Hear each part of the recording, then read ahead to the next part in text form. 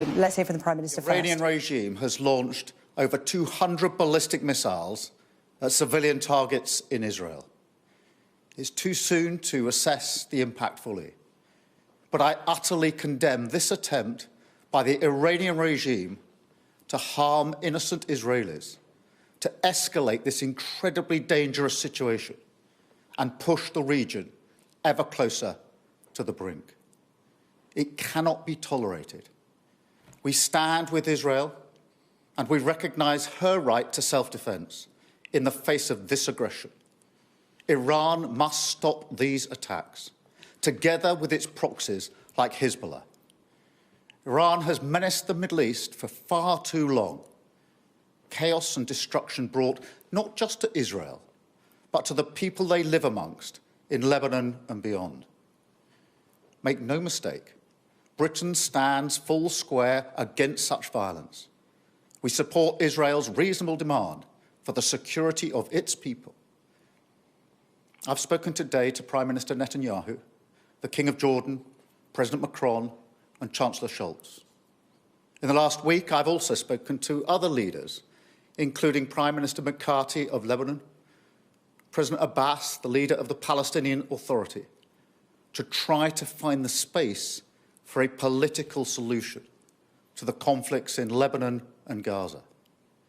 Because I am deeply concerned that the region is on the brink, and I'm deeply concerned about the risk of miscalculation. The situation in Lebanon is increasingly grave. I want to repeat my advice to British nationals who are still in Lebanon. You must leave now. You should register your presence with government officials on our website. We have a chartered flight and we're doing everything we can to get people out. But the situation is extremely volatile.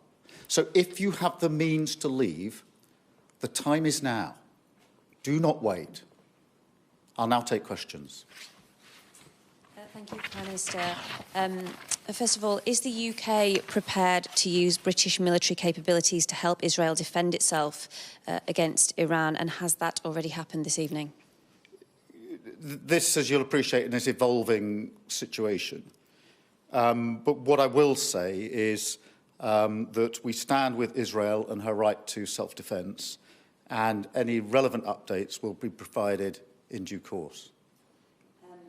And on that phone call with Benjamin Netanyahu this evening, you and other world leaders have been calling for a ceasefire, for de-escalation in the region. It doesn't seem that those calls are being heard. Can you give us any more detail on what you said tonight to him? Well, I won't go into the full details, but in all of the calls I've been making with world leaders, I have expressed my concern that the region is on the brink and there's a high risk of miscalculation, and therefore we have to find a route to de-escalate on all fronts.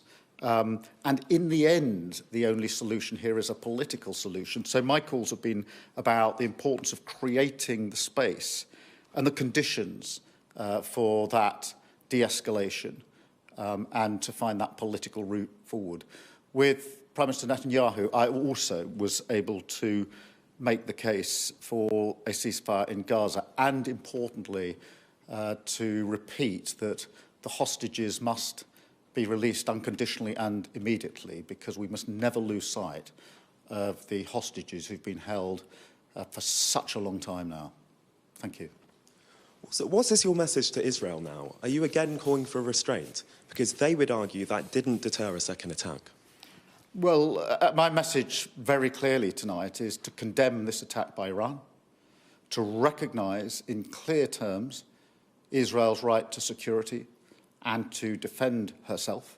And I say that in absolutely clear terms. Obviously, I think all parties are concerned to ensure this doesn't spiral into a much bigger conflict. But on the principle of Israel's right to self-defence, I've been very, very clear.